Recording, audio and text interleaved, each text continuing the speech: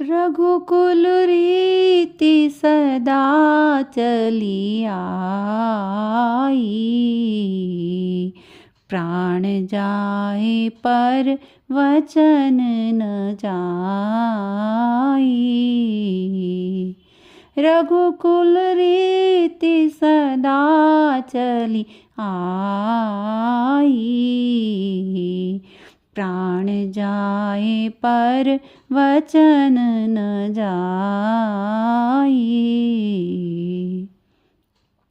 इन पंक्तियों का क्या अर्थ है और ये पंक्तियाँ क्यों गाई जाती हैं और किसके बारे में ये गाई जाती हैं? इन पंक्तियों का अर्थ है कि अपना वचन या प्रॉमिस निभाना, चाहे फिर उस वचन या प्रॉमिस को निभाने के लिए अपने प्राण ही त्यागने पड़ जाएं।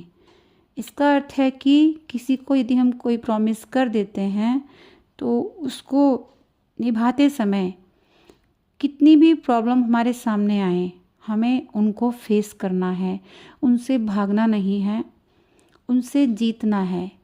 और आखिरी हमारे प्राण होते हैं, उससे ज़्यादा तो कुछ नहीं होता हमारे पास, सबसे ज़्यादा कीमती हमारे प्राण होते हैं। तो उस वचन को निभाने के लिए, प्रॉमिस को निभाने के लिए, चाहे हमें प्राण भी देने पड़ जाएं, जो सबसे कीमती है हमारे लिए, लेकिन हम उस प्रॉमिस को पूरा ज़रूर करेंगे। इन पंक्तियों का अर्थ ये है। और ये रघुकुल अर्थात रघु के कुल या वंश के बारे में गाई जाती हैं। रघु कौन थे? राजा रघु महाराज दशरथ के दादाजी थे। दशरथ के पिता थे अज और माता इंदुमती थी, और अज के पिता थे राजा रघु। रघु के नाम पर कहलाया रघुकुल। इक्ष्वाकु वंश के 38वें राजा थे राजा रघु। इक्ष्वाकु वंश की एक शाखा की शुरुआत सूर्यदेव से शुरू हुई थी, इसलिए इन्हें सूर्यवंशी भी कहा जाता था।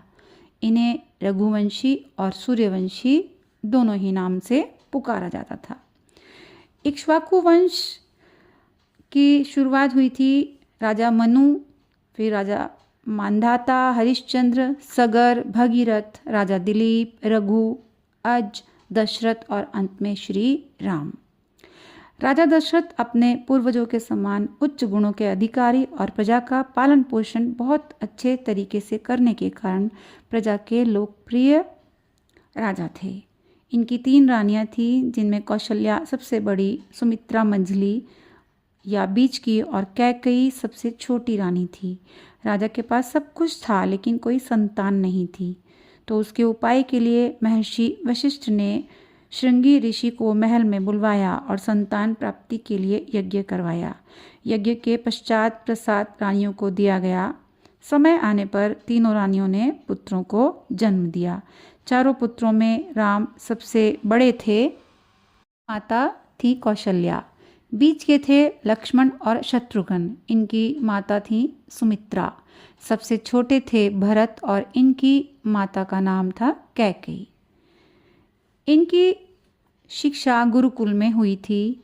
इन्हें ऋषि वशिष्ठ के आश्रम में शिक्षा के लिए भेजा गया था, जो अयोध्या के कुल गुरु भी थे।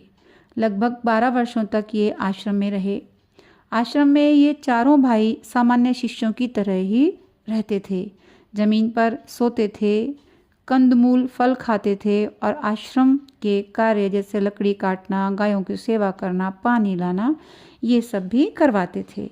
गुरु वशिष्ठ ने शस्त्र शास्त्रों की शिक्षा देने के बाद व्यवहारिक ज्ञान की शिक्षा भी इनको दी, जो राज्य चलाने के लिए आवश्यक थी, क्योंकि एक दिन इन्हें राजा भी बनना ही था। ऐसा माना जाता है कि गुरु वशिष्ठ का आश्रम माउंट आबू की तलहटी में था। शिक्षा पूरी होने पर ये चारों राजकुमार अयोध्या वापस आ गए। एक दिन ऋषि विश्वामित्र अयोध्या में राजा दशरथ के राजमहल में पधारे। राजा दशरथ ने उनका खूब आदर सत्कार किया और पूछा कि हम आपकी क्या सेवा कर सकते हैं।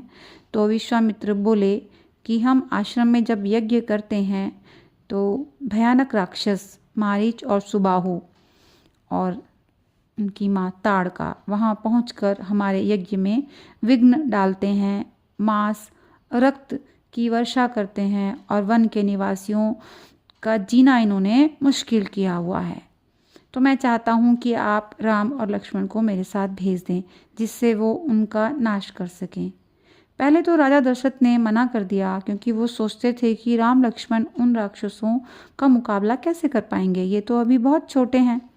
लेकिन गुरु वशिष्ठ ने समझाया कि ज्ञान, तपस्या, साधना से इन्होंने ऐसी शक्तियाँ प्राप्त कर ली हैं कि ये राक्षसों का वध कर सकते हैं। तब राजा दशरथ ने राम लक्ष्मण को महर्षि विश्वामित्र के साथ भेज दिया था। वन में जाकर राम और लक्ष्मण ने महर्षि के यज्ञ में बाधा डालने वाले राक्षसों ताड़का और उनके पुत्रों मारीच और सुबाहु के साथ भयंकर युद्ध किया और अंत में उन्हें मार गिराया। राक्षसों का अंत होने पर महर्षि विश्वामित्र का यज्ञ संपन्न हुआ। विश्वामित्र ने उन्हें गले से लगा लिया और ढेर सारा आशीर्वाद भी दिया।